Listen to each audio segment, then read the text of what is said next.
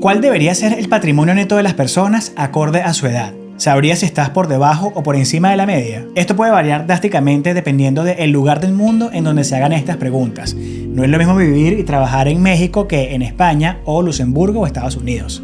Los niveles de ingresos son diferentes, el costo de vida es diferente, los niveles de desigualdad también son muy diferentes. En muchas de las conversaciones que hemos tenido en el canal acerca de la creación de riqueza, el crecimiento patrimonial, etc., hemos hecho hincapié en que los números de cada persona van a diferir con los demás. Va a depender de dónde vivan, de dónde trabajen y su edad. En este video vamos a ver dónde ronda el patrimonio neto por edad de las personas que viven en Estados Unidos, ya que este suele ser un referencial a nivel mundial y además ahí es donde tenemos todas nuestras finanzas y aparte nuestros ingresos provienen de ahí. Si vives y trabajas en este país, puedes definir si estás por debajo o por encima de la media. Y si no vives ahí pero igual quieres tenerlo como referencia, pues es espectacular. La idea del tema de hoy son dos cosas. Primero, que nos sirva como guía y como motivación para quizás ser más agresivos con nuestro plan financiero. Y segundo, simplemente confirmar que vamos por buen camino, porque al final lo que queremos y buscamos es estar mejor financieramente y que el dinero no sea una preocupación, sino una herramienta. Hola a todos, somos Andrea y Carlos y bienvenidos una vez más al canal. Si sabemos que estamos atrasados en nuestro proceso financiero, no nos va a servir de nada quejarnos o poner excusas. Lo podemos hacer, pero no nos va a servir de absolutamente nada. Lo que sí podemos hacer es tomar estas referencias para tener una idea de cómo vamos en nuestro viaje y hacer los ajustes necesarios. Las oportunidades existen, no importa dónde vivas, pero estas no nos llegan a nosotros tocándonos la puerta. Nosotros mismos somos los únicos responsables de nuestro progreso. Para eso tenemos que mantenernos bien informados, énfasis en bien, y preparados tanto financiera como mentalmente para aprovechar las oportunidades. Hablar sobre finanzas y dinero sigue siendo bastante tabú y hoy en día es difícil saber cómo nos posicionamos, sobre todo al compararnos con personas en nuestro mismo círculo, porque muchas veces vemos que manejan mejores carros, que se van más de vacaciones o salen de compras con más frecuencia. Ten en cuenta que los ingresos no son sinónimo de patrimonio. Si ganas $6,000 y gastas $6,000, en realidad estás quebrado. Como recordatorio, el patrimonio neto de una persona equivale a los activos que posee menos los pasivos que debe. Si tienes $200,000 en activos y $100,000 en pasivos, tu patrimonio neto sería de $100,000. Ok, los números que vamos a compartir provienen de la última encuesta de las finanzas del consumidor por parte de la Reserva Federal, que esta analiza el patrimonio neto de las personas en Estados Unidos. Y vamos a dividirlo por edad, nivel de educación y raza, para tener una idea mucho más exacta. Aunque vamos a mostrar las dos, vamos a hacer mayor referencia a la mediana en vez del promedio, porque para estos análisis el promedio suele estar muy distorsionado por montos o muy altos o muy bajos. Por ejemplo, si tenemos 3 personas, una gana $10,000, otra $40,000 y otra $500,000, el promedio de estos serían $183,000, lo que está muy inflado y no nos dice mucho. Por otro lado, la mediana nos da un punto medio entre todos estos valores expuestos, que, aunque tampoco es perfecto, nos da una idea un poco más cercana a la realidad de la mayoría de las personas. En la encuesta no encontramos data para el rango de edad entre los 20 y los 30, sino que comienza simplemente con menores de 35 años. Y el patrimonio neto aquí es de $39,000. Si nos vamos al promedio, por curiosidad, este número se posiciona en $183,500, una diferencia abismal, y esto es en gran parte gracias a ese 1-2% que ya para este punto tienen un patrimonio de millones de dólares y distorsionan un tanto la realidad. Aquí sabemos que una persona de 34 años suele estar en una posición completamente diferente a la de una de 22, así que pensamos que si estás en el rango de 18 a 25 y estás por debajo de este número, no deberías sentirte como que te estás quedando atrás. Y los que están en los 30 quizás deberían estar más bien por encima de esta cifra. Recordemos que aquí muchas personas suelen empezar con trabajos que pagan poco, tienen préstamos estudiantiles y se están comenzando a independizar, que usualmente suele tener una cierta curva de aprendizaje importante al momento del manejo de las finanzas. Una curva de aprendizaje que puede ser bastante cara para algunas personas, como esas que no empezaron a ganar tienen un buen sueldo, un buen trabajo y se compraron un carro carísimo. Curva de aprendizaje cara.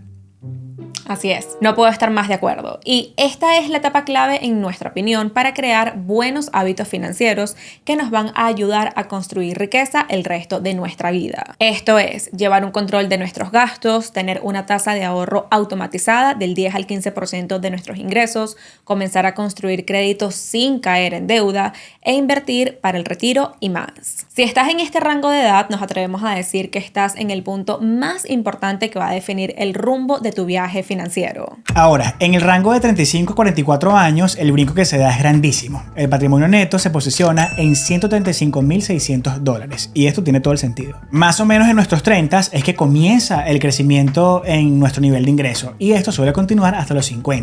También suele ser en esta etapa que la mayoría de las personas compran su vivienda y entre los pagos mensuales y la apreciación de la propiedad, con el tiempo el patrimonio neto de las personas incrementa de forma consistente. De hecho, esta misma encuesta encontró que el patrimonio neto de los dueños de casas se posiciona en $396,000, mientras que el patrimonio de quienes alquilan es de apenas $10,400. Wow. Esto quizás es lo que más nos sorprendió de toda la encuesta y nos da a entender que las personas que viven alquiladas no suelen ahorrar e invertir, sino que suelen vivir más al día y que una parte fundamental del patrimonio de las personas consiste en su propiedad. Es sorprendente, pero en realidad para mí ese siempre ha sido el común. O sea, es sorprendente porque pero en este caso que está la data lo demuestra, pero se sabe que la propiedad es parte importante del patrimonio de las personas.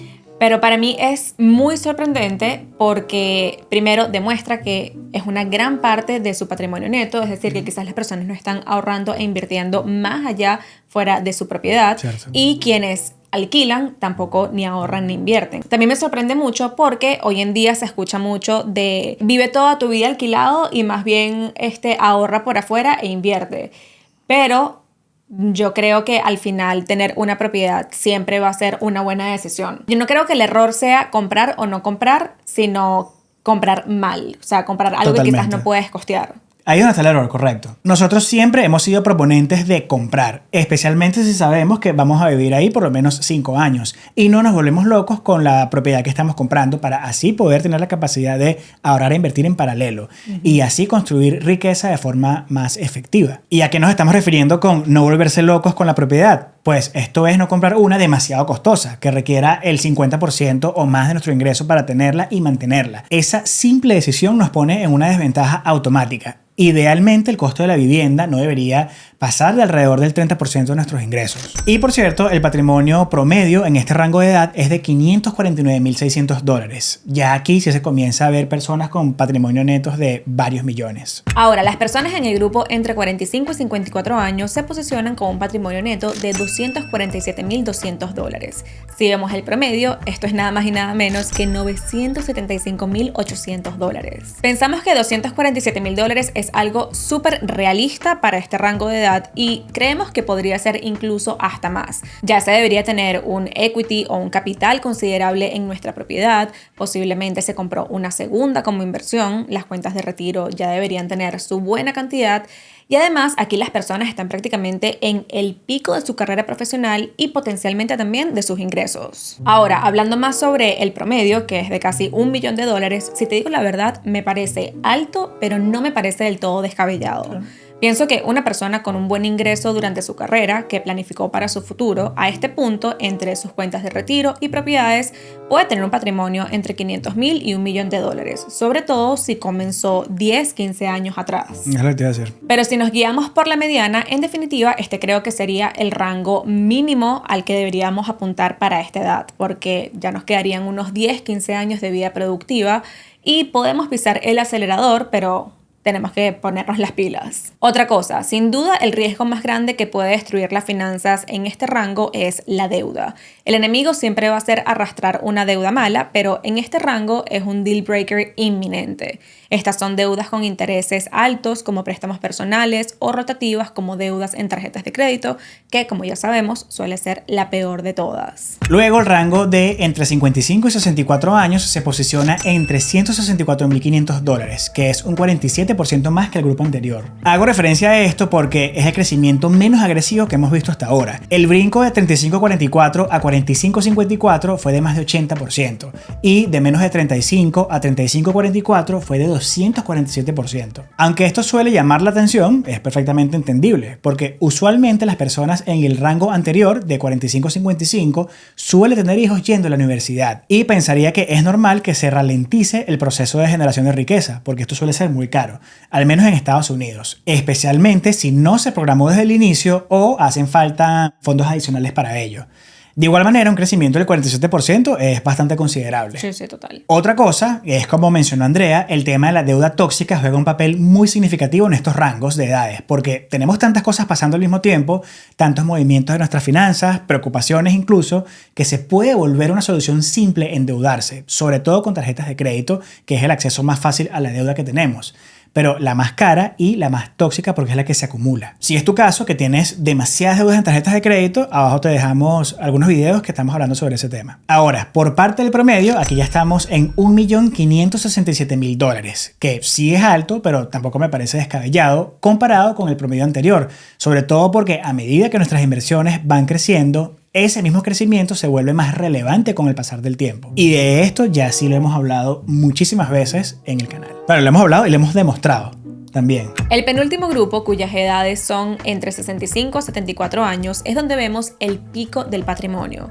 Y esto tiene todo el sentido del mundo, ya que esta suele ser la última década de la etapa de acumulación y después de esto dejamos de producir, ahorrar e invertir y nos dedicamos exclusivamente a gastar. En este rango de edad, el patrimonio se posiciona en $409.900, que honestamente me parece un tanto bajo para ya estar cerca del retiro o prácticamente en el retiro, especialmente porque sabemos que una parte importante de ese patrimonio suele venir de nuestra propia vivienda y al menos que vendamos esa propiedad o la alquilemos, esta no va a representar un ingreso en nuestro retiro. Si estamos en los 55, quizás podemos pisar el acelerador unos 5 o 10 años más, pero es una realidad que aquí ya el tiempo se vuelve mucho más limitado. Honestamente, creo que vivir en Estados Unidos y retirarse con un patrimonio de $400.000 es muy difícil, pero quizás personas en esta situación consideran mudarse a otros países donde el costo de vida se alinea mejor.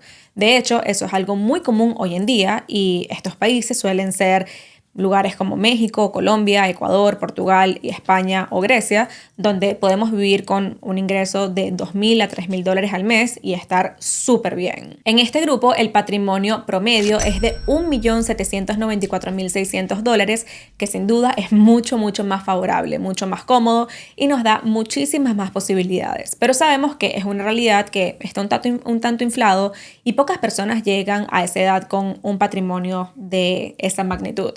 Pero hey, no es imposible. De hecho, lo más interesante de esto es que la grandísima mayoría de estas personas empezaron de cero como todo el resto. Lo que los llevó a ese punto fueron las decisiones que tomaron, los sacrificios que hicieron y la constancia. Ya a partir del grupo de los 75 años, el patrimonio comienza a reducirse y es de unos $335.600. Esto es por lo que mencionamos que las personas ya empezaron a vivir de sus ahorros y de sus inversiones y lo normal es que el patrimonio se vaya reduciendo poco a poco. Ahora, si vemos estas estadísticas por raza, debemos decir que la nuestra no está nada bien y eso es lo que quisiéramos ver evolucionar con el tiempo. De hecho, en algún momento dijimos que Endeudados como canal iba a durar por lo menos 10 años, así que para el 2031 más o menos esperamos estar revisando este reporte y nos encantaría ver una mejora en estos números. Para que esto sea posible, tienes que compartir esta información con todas las personas que conozcas, todos los hispanos, latinos a tu alrededor, porque si algo hemos aprendido en toda esta década de nuestro propio